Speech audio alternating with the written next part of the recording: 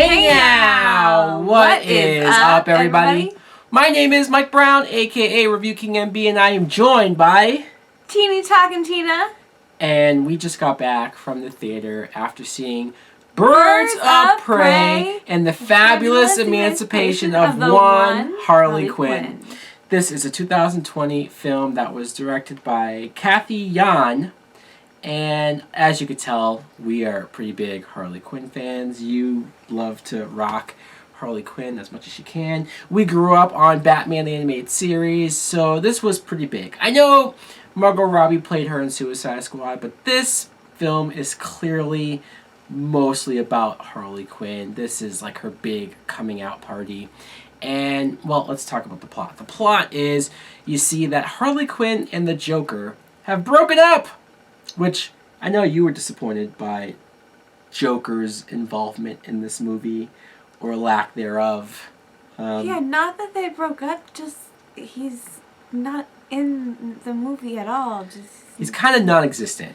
Jared Leto, if you're the one person that's a fan of Jared Leto's Joker, whoever you are out there, you're going to be disappointed by how they handle It's just, he's so smack in the face. I'm little bit. Sorry, man. What they do to your character. I'm not too disappointed because I didn't really love that version of Joker, but they do him a little dirty. So when they broke it, this is little. Oh my God. Yeah. It wasn't even that bad. Well, you say that, but that's cool. That's cool. You're being positive here, which is nice.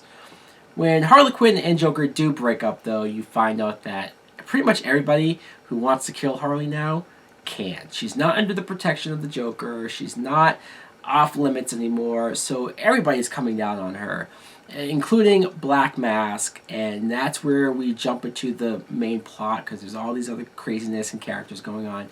First things first, though, let's talk about our thoughts. What did you think of Birds of Prey? I enjoyed the movie. You did? I did. Yeah, I enjoyed it as well. I did. I enjoyed it. I didn't love it. It wasn't like I was blown away and I said, yeah, this is the best DC movie yet. I was going into this movie thinking I was going to love it. So you didn't love it either? No. You just enjoyed it? I enjoyed it. It's fun. It's a fun, enjoyable, popcorny movie. Although, this is rated R.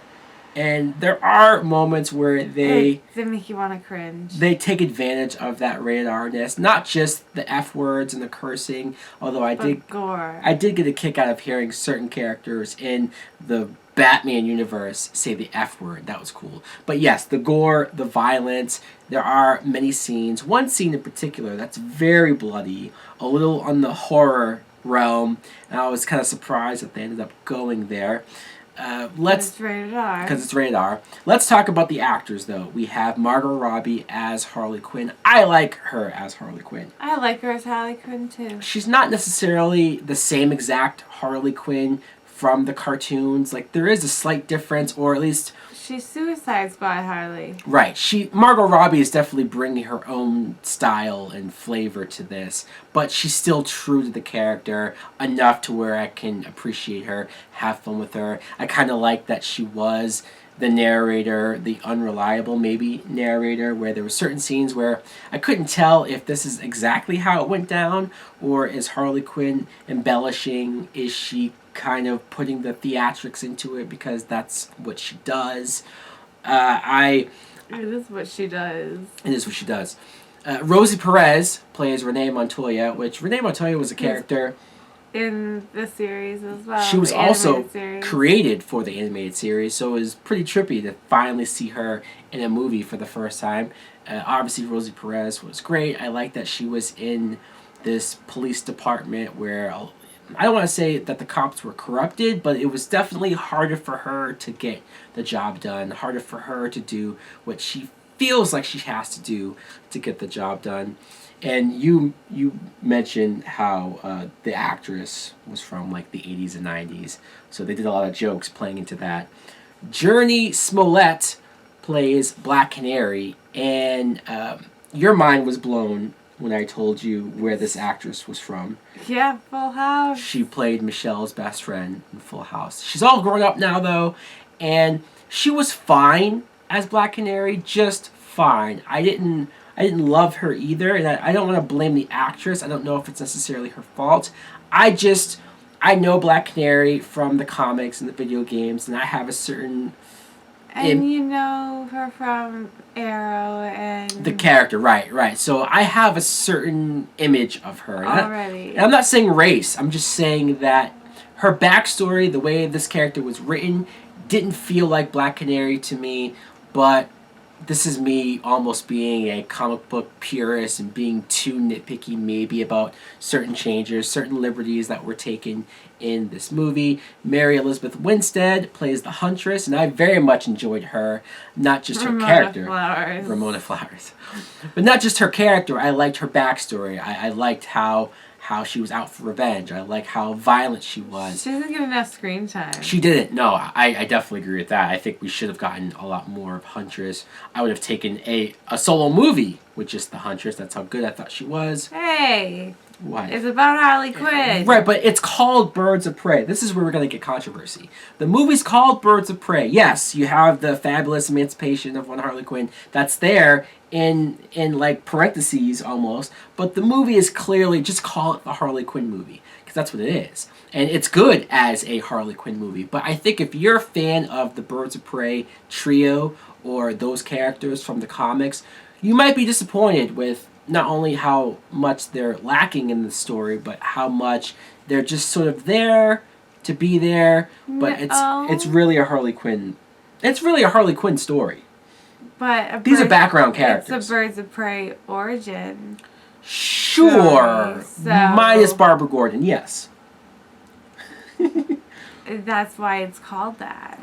Right, okay. I fine. can't even go further with that without spoiling the movie. Yes, no, we don't have to go into that. But we have other characters, Cassandra Cain. I know some people online were upset that they made her character Asian. See, I don't care about that. That's ridiculous. People complaining about that, just looking for something to complain about. Her character filled the role that she had to play. The actress was good. I don't care, really, about that. Ewan McGregor. People just trying to be racist. Well, there's a lot of that going around on the internet, especially nowadays. Ewan McGregor as Black Mask. I like Ewan McGregor as an actor, so... Obi-Wan Kenobi. Yes, Obi-Wan Kenobi. I can't wait for that series. But seeing him as Black Mask, like it's one of those things where he didn't seem like Black Mask 100%. Well, he was... Cringy. He had these moments where he was a little unnerving, or he was unpredictable. You didn't know if he was just going to kill somebody right there in his club in front of everyone because he had a certain level of power in the crime community. But you get one moment where he puts the Black Mask on, one scene, and it's cool because that feels like comic book Black Mask. But he does not wear the mask for a majority of the film. And if Ewan McGregor wasn't such a good actor, I'd be more upset about that. He was amusing to watch. I did get some enjoyment out of seeing him play bad, because I don't see that from him all that much. So that was good, but as a Black Mask representation, a little underwhelming. And also his henchman, Victor Zsasz, who is a really screwed up, insane character. If you've ever played the Batman Arkham Asylum games, you would see that this character is scary and brutal. And he had those elements here, these qualities, but he's a background character. He's just kind of there. I wish that we could have gotten a movie where he was the main villain, because that's how screwed up that character is. He gets a lot of screen time. Maybe a lot of screen time, but I thought we could have gotten more of who he is, why he's so obsessed with cutting himself when he kills people. Like, you could have gotten into that. That's a really interesting villain, I think. But again, minor complaints. I do have a few minor complaints. I think that's what stops me from giving this a flat out full price. What would you give it if you had to rate it? I think it's a nice date movie. A nice date movie. That's exactly what I would give it. A good date movie. I did like the action. I did like the music. I think there's a lot of good things about this film. And if you guys tell me that it's your favorite DC film, or of the current films, cool. I wouldn't argue with it. No, there's a lot of good, fresh stuff in that movie. Yeah, sure. I'm looking forward to seeing what DC plans on doing for the future, if they even know what the hell they're doing for the future. So guys, let us know. Positive thinking, right. Let us know in the comments below, what did you think of Birds of Prey? If you liked it, if you enjoyed it, or if you didn't like it, tell us why. Thanks for watching. Like, comment, subscribe. Later.